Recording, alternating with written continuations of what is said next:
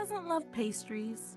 Warm, flaky, buttery, the kind that melts in your mouth and makes you forget the world outside. When I got the invite to review Delightful Treats Bakery, it seemed like the perfect opportunity. My food blog had been struggling. Followers were trickling away like sand through my fingers. I needed something big, something unique, and this bakery, so new, so mysterious, was the ticket to bringing them back. I had no idea what I was walking into that day, and I'd give anything to take it back. It was a Wednesday afternoon. My brother Derek, only 12 and exhausted from school, didn't want to go. He just wanted to go home, throw himself on the couch, and play video games. But I was determined. No one had reviewed this bakery yet. I could be the first. That meant new followers, new opportunities. Derek could complain all he wanted. He didn't understand how important this was for me. The drive was odd. Not the typical smooth ride into the city. The bakery was located somewhere on the outskirts, down a dirt road that stretched for what felt like miles. Dust clouded the windows as the tires crunched over gravel, and the landscape grew eerily quiet. No cars, no people, just this endless winding road, as if leading to some forgotten corner of the earth. As we approached, the building finally came into view. A quaint, charming little place, exactly how you'd imagine a small-town bakery. It had the kind of old-world charm you don't see anymore. But even from a distance, something about it seemed off.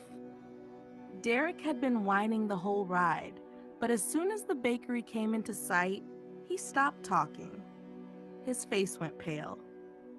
I told him to get out of the car, but he just sat there, frozen, staring at the bakery's entrance.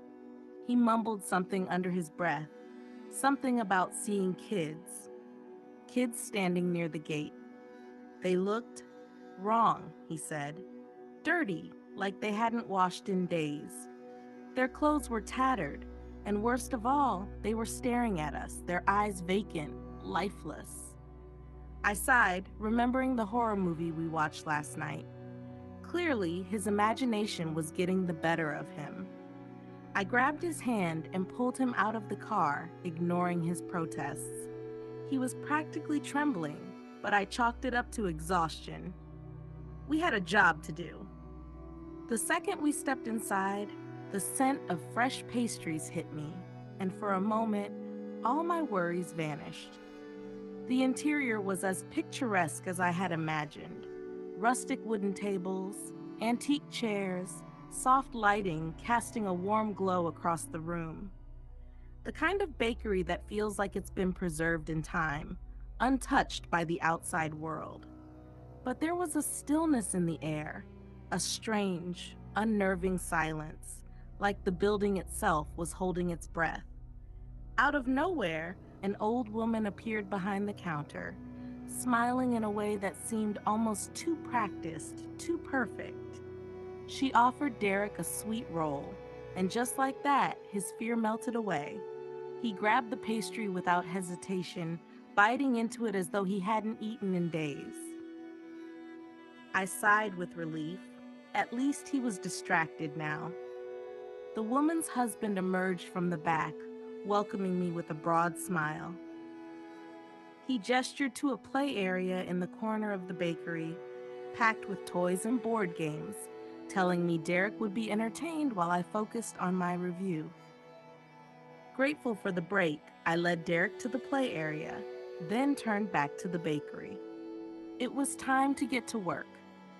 I set up my camera, capturing every detail: the old-fashioned decor, the glass display filled with colorful pastries, the warm ambiance.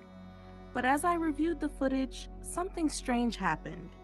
Shadows, faint but unmistakable, appeared in the video, flickering just behind me.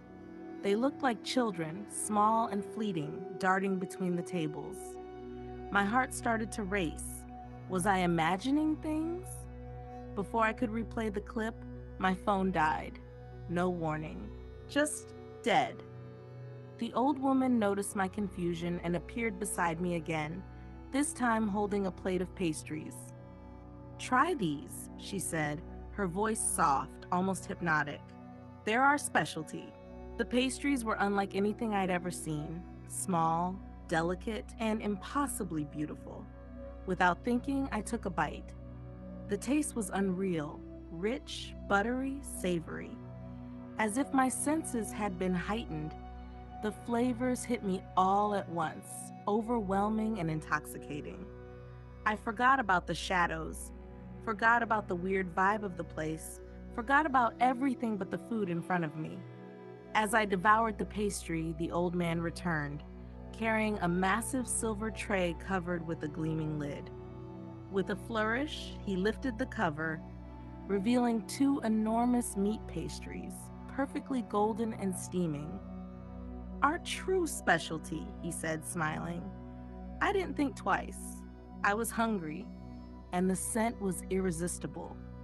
I tore into the first pastry, barely pausing to breathe between bites. But halfway through, a nagging thought clawed its way to the surface. Where was Derek? I hadn't heard a peep from him since I'd left him in the play area. Wiping my mouth, I stood up and walked toward the back of the bakery, calling his name. No response. Panic began to rise in my chest. I searched the entire play area, but it was empty. My heart was racing now, pounding in my ears. Where was he? I tore through the bakery, calling for him, but he was nowhere to be found. Desperate, I pushed open the door to the kitchen and froze. There in the middle of the room stood the old man. He was hunched over a counter, calmly cutting something with a large knife. My stomach churned when I realized what it was. Chunks of meat, raw and glistening, piled onto a silver tray. At first, I couldn't make sense of it. I thought maybe it was just part of their baking process. But then my eyes fell on a small figure in the corner of the room, lying motionless on the floor. Derek. I couldn't breathe. My legs felt like they had turned to stone, rooted in place as my mind screamed for me to run. Derek's chest was open. His lifeless body lay pale and cold, and I realized with a sickening jolt that the meat the old man was cutting wasn't just meat. It was Derek's heart, my baby brother's heart. The old woman appeared beside him, casually stuffing the pieces of meat into pastry dough, her face calm and serene. They both turned to look at me, smiling, as if I were just another guest. That's when the horror hit me, full force. I turned and ran, my feet barely touching the ground as I burst through the bakery's door and into the car. I could feel their eyes on me, watching as I fumbled with the keys, my hands shaking uncontrollably. I sped away, the bakery disappearing into the distance behind me.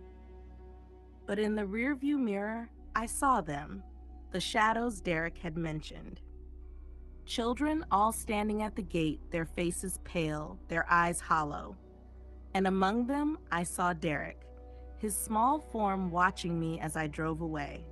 His chest bore the same mark, the same wound. I screamed, my vision blurring as tears filled my eyes. I didn't even see the truck coming. When I woke up, I was in the hospital. 2 days had passed since the accident. My parents were at my bedside, their faces streaked with tears. They told me Derek was missing, that he hadn't been found after the crash.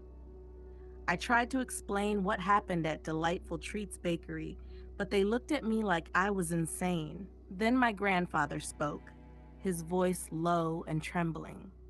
He told me the bakery had been closed for 15 years. The owners had been arrested after a string of children went missing, and the building had been left abandoned ever since. I refused to believe it. It couldn't be true. I had been there. I had seen Derek. But when I returned to the site, the bakery was gone.